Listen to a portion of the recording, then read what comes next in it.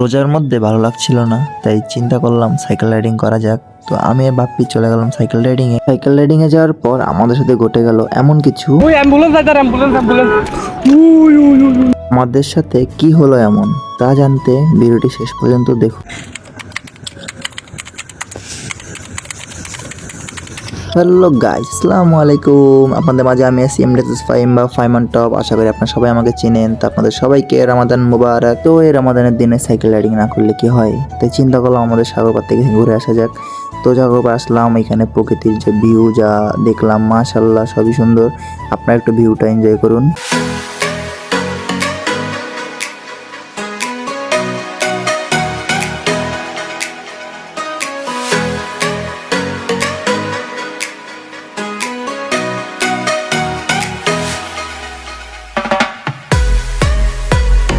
তারপরে তখন ভিউ দেখা শেষ করে আমরা আবার আমাদের গতিতে চলা শুরু করলাম। তো বাপ্পি বলতেছে ওর নাকি অনেক খিদা লাগছে।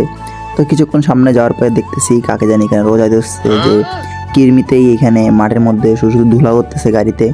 মানে কি একটা যে বিরক্তিকর পরিবেশ। মাঠ পুরো যা ভালো ছিল, উনি এখানে গাড়ি দিয়ে পুরো মাঠটা ড্রিফটিং মারি পুরো মাঠে ধুলা দূর করে ফেলছে। মানে ধুলোতে পুরা মাঠটা একবারে ভরে ফেলছিল এখানে। তো আমরা এখানে মানে দুজন মিল বকাঝকা করতেছি যে কেন করতেছি এগুলা, কি সমস্যা। তো বাপ্পি বলতেছে যে ওনার কিরমি লাগতেছে, তাই জন্য উনি করতেছে। তো আমরা এখানে হাসতেছি আর এখানে মজা করতেছি। তো এখান থেকে নিচের দিকে যাব, তো চিন্তা করবো এখন কি করা যায়। তো নিচের দিকে যাওয়ার সময় দেখি এখানে আবার এই সেম উঁচা। তো বাপ্পি সাইকেল নিয়ে আস্তে আস্তে নামা শুরু করে দিচ্ছি উঁচার দিক দিয়ে। তো আমি কি করবো এখন। তো আমি এখানে রিল্যাক্সে আস্তে আস্তে হাঁটা শুরু করছি যে দেখি সামনে থেকে নামা যাচ্ছে কিনা।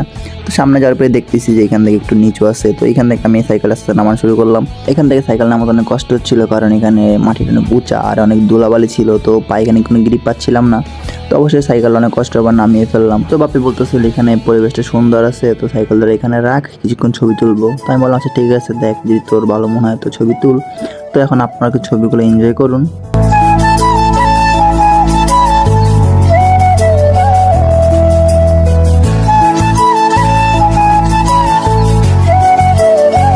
ধরার দেখি যে বাপ্পির মতো দেখতে কিছু প্রাণী এখান থেকে হাঁটি যাইতেছে।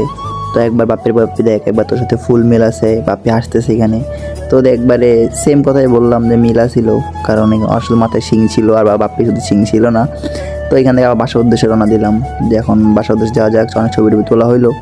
বাপ্পি এখান থেকে সাইকেল রকেট এমন চালাইতেছে আর আমার সাথে মস্কারি করতেছে। তো এখানে আমরা গল্প করতে করতে আস্তে আস্তে সামনের দিকে আরো আমরা আগাইতেছিলাম।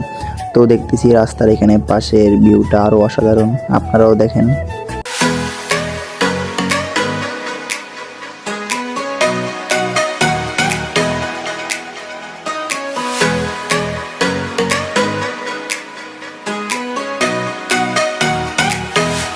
তো আমরা ফাইনালি বাসার কাছাকাছি চলেই আসলাম। তো বাপ্পি বলতেছে যে আজকে মোটামুটি মজাই হইলো, তো আবার কবে আসবা। আমি বলছি দেখি কবে আসতে পারি। তো বাপ্পির এখান থেকে অবশ্যই বিদায় দিয়ে দিলাম। তো বাপ্পি এখানে ক্যামেরায় হাত দেখায় সামনে যাইতেছে। তো আমি বলি আচ্ছা ঠিক আছে, সাবধানে যাই ভাই। তো আমি এখান থেকে বাসার উদ্দেশ্যে আমি ওইখানে ঢুকে গেলাম। তো সামনে আগানোর পরে দেখতেছি রাসেল ভাই আসতেছে, আমাদের ক্রিকেট টিমের একজন সিনিয়র ভাই। তো তার সাথে কিছু গল্প করলাম। তো ফাইনালি গাইস বাসায় চলে আসলাম। তো আজকে ব্লগটি এই পর্যন্তই। আপনারা কমেন্টে জানাবেন যে ব্লগটি আপনাদের কেমন লাগলো এবং ব্লগটির কোন পার্টটা আপনাদের মাঝে বেশি ভালো লাগলো। তো অবশ্যই আপনারা কমেন্টে জানাবেন এবং বেশি বেশি ব্লগটি লাইক, কমেন্ট অ্যান্ড শেয়ার করে দেবেন। ইনশাআল্লাহ এখন তাড়াতাড়ি ব্লগ দেওয়ার চেষ্টা করব। আল্লাহ হাফেজ গাইস, টাটা।